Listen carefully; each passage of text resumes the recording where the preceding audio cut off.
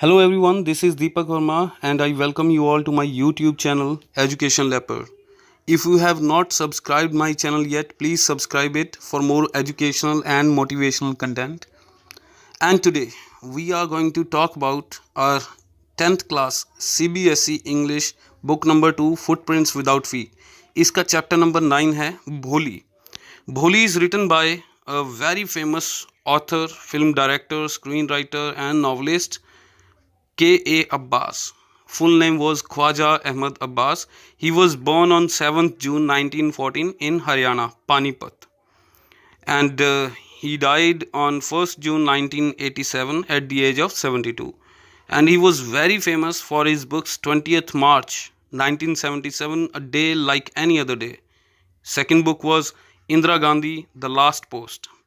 So let's have the introduction of the story first. Bholi is basically written by K.A.Abbas, as I've already told you. ये story basically एक लड़की है जिसका नाम है भोली, जिसका रियल नेम है सुलेखा, लेकिन भोली उसको इस चैप्टर में बोला गया है. तो भोली के इर्द गिर्द ये कहानी घूमती है. भोली प्रोटैगनिस्ट है हमारी कहानी की. और बेसिकली बचपन में इस बच्चे के साथ कुछ हादसा होता है जिसकी वजह से इस बच्चे के सिर में चोट लग जाती है और ये चिकन पॉक्स हो जाता है उसको थोड़े टाइम के बाद ही, बचपन में ही. और अब जब वो थोड़ी सी बड़ी हो चुकी है, 6-7 साल की हो चुकी है, शी लुक्स अगली बिकॉज उसको पोक मार्क्स हैं पूरे फेस के ऊपर, काले धब्बे हैं. एंड सेकेंडली वो बोलते हुए स्टैमर भी करती है. सो नाउ हर लाइफ टर्न्स, उसकी ज़िंदगी कब तब्दील होती है, बदलती है, बिकॉज उसकी लाइफ बहुत ही हमें कहानी के अंदर पता चलता है कि बहुत ही बेकार उसकी ज़िंदगी चल रही होती है.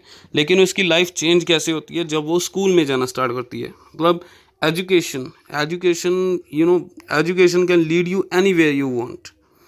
सो जब वो स्कूल में जाती है तो उसकी टीचर के साथ काफ़ी ज़्यादा स्ट्रॉन्ग बॉन्डिंग हो जाती है और she became a learned and confident person. Later in the story, circumstances arise where Bholi has to give acceptance to the marriage with an unequal match, but rejects it when she sees her father pleading to the bridegroom when he demands dowry. Yes, दहेज. So इस story के अंदर इस character के through, जो भोली का character है, कैरेक्टर के थ्रू ये बताया गया है कि डाउरी जैसे सोशल ऑड को कैसे हम नकार सकते हैं. ठीक है. So the story shows the rise of a girl against social injustice. Okay, now let's talk about the story, opening of the story. The story opens with the introduction of a little girl named Sulekha. She was called Bholi for being a simpleton. Simpleton, that means वो काफ़ी ज़्यादा चुपचाप रहने वाली, जैसे introvert बच्चा होता है कोई, चुपचाप रहने वाली, किसी से ज़्यादा बातें ना करने वाली. और बिकॉज वो बात इसलिए नहीं करती थी क्योंकि वो स्टैमर करती थी, उसको लगता था कि सभी उस पर हंसेंगे, और हंसते भी थे. उसके खुद के भाई बहन उस पर बहुत ज़्यादा हंसते थे. उसकी 4 बहनों के नाम हमें यहाँ पे बताए गए हैं. अब जो उसके फादर हैं उनका नाम है रामलाल. अब रामलाल के 7 बच्चे थे, 3 लड़के 4 लड़कियाँ. जो लड़के थे उनका नाम हमें नहीं बताया गया, इनकी मदर का नाम नहीं बताया गया स्टोरी में. ये जो 4 लड़कियाँ, because as the story story revolves around this girl and somehow it is very much related with the girls of the past time, you can say pre-independence India, जब वहाँ पे कैसा मतलब लड़कियों के साथ व्यवहार होता था. तो इसीलिए यहाँ पे हमें चारों लड़कियों का नाम बताया गया है. पहली लड़की है राधा, जो सबसे बड़ी है. she had already been married and second daughter Mangala's marriage has also been settled. third daughter was Champa, जिसके लिए लड़का अभी ढूंढ रहे थे रामलाल, जो उनके फादर थे. एंड चौथी, जो सबसे छोटी थी सारे भाई बहनों में सबसे छोटी थी, Sulekha, who was the youngest of all and called Bholi for being a simpleton. This was so because some part of her brain had got damage due to an injury during her childhood, as I have already told you कि बचपन में कुछ injury होने की वजह से वो stammer करती थी, हकलाती थी, और उसको चिकन पॉक्स हो गया था, स्मॉल पॉक्स हो गया था जब वो 2 साल की थी, और पोक मार्क्स उसके फेस पर थे. She was a laughing stock for everyone. Her father Ramlal was a नंबरदार. He had 3 sons and 4 daughters, जैसा हमने अभी डिस्कस किया. भोली being the youngest of all, Ramlal was always worried about her as it seemed impossible to marry her with her having an ugly face and a dumb mind. अब डम mind यहाँ पे लिखा इसलिए गया है क्योंकि फैमिली में जितने भी लोग थे उसको ऐसे बोलते थे, शी वॉज अ डम काउ, शी इज़ अ डम काउ, शी लैक सेंसेस। सो सभी उसको ऐसे ही ताने मारते रहते थे, कुछ ना कुछ उल्टा सीधा बोलते रहते थे। अब होता क्या, उस समय में लड़कियों के लिए एजुकेशन का कोई भी प्रावधान नहीं था।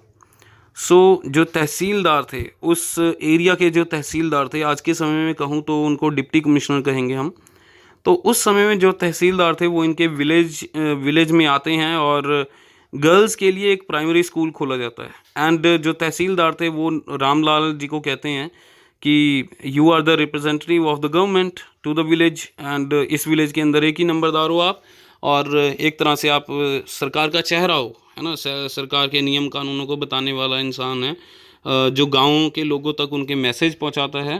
तो why don't you send your daughters to school so that others can get this very idea of teaching the girl child?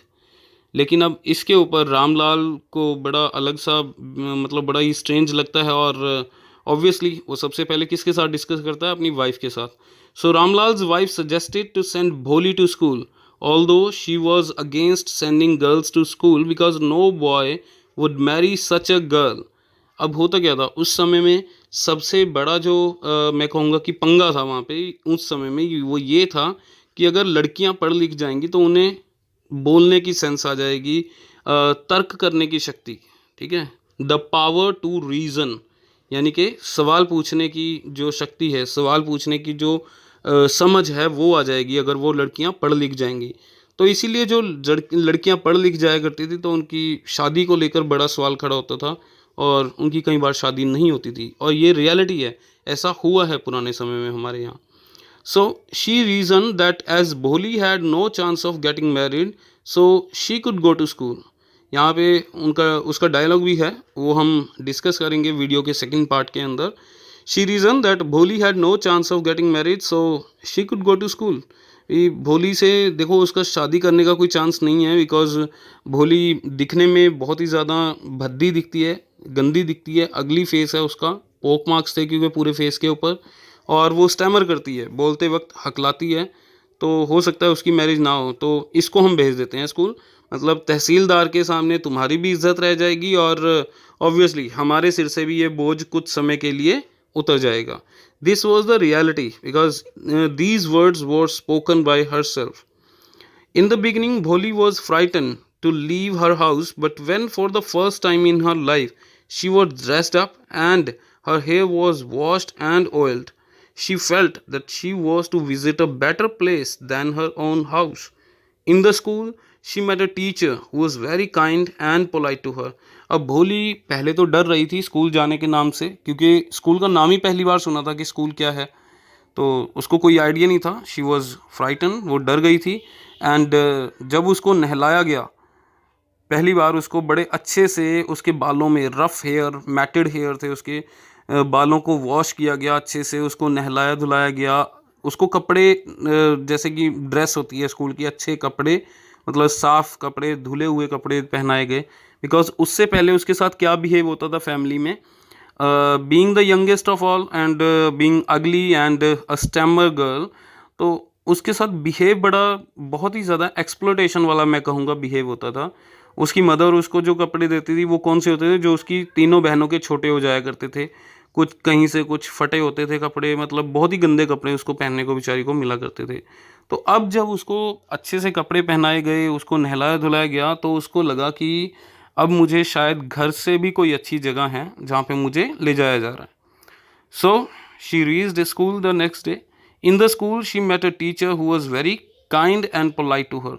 जब वो टीचर से मिलती है तो टीचर बहुत ही पोलाइट थी, बहुत ही काइंड थी, बहुत ही दयालु थी, बड़े अच्छे तरीके से टीचर उससे बात करती हैं, उसको पूछती हैं कि what is your name my dear, tell me what is your name child. So वो पहले तो डर जाती है और फिर बोलती है भ भ भ, 3-4 बार ऐसे बोलती है लेकिन बोल नहीं पाती, तो वो रोने लग जाती है। जो भोली है वो रोने लग जाती है। अब वो क्लासरूम के एक कॉर्नर में बैठी देखती रहती है, इधर उधर पेंटिंग्स वगैरह होती हैं, तो she feels very good. Okay, now she encouraged her to study and speak with confidence. अब क्लास के एंड, जो वेरी फर्स्ट डे था, पहले ही दिन के क्लास जब ख़त्म होती है उनका, जब स्कूल में से जाने का टाइम हो जाता है, तो दोबारा टीचर उससे पूछते हैं यहाँ पे कि ओके बेटा, now tell me your name. तो वो दोबारा करती है, भ भ भ भ ऐसे बोलती है। देन उसकी टीचर बोलती है come on, you can do it, you can do it, you can do it.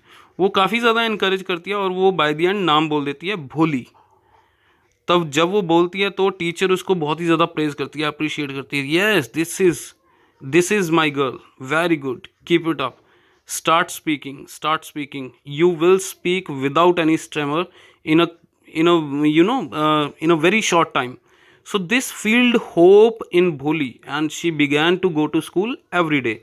Years passed and her village upgraded into a small town with some facilities like a cotton mill, a cinema, the primary school being converted into a secondary school.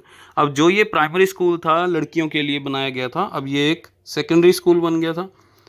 अब होता क्या है, one day Bholi's parents decided to marry her to a lame old man who was a widower but was rich and had not demanded any dowry.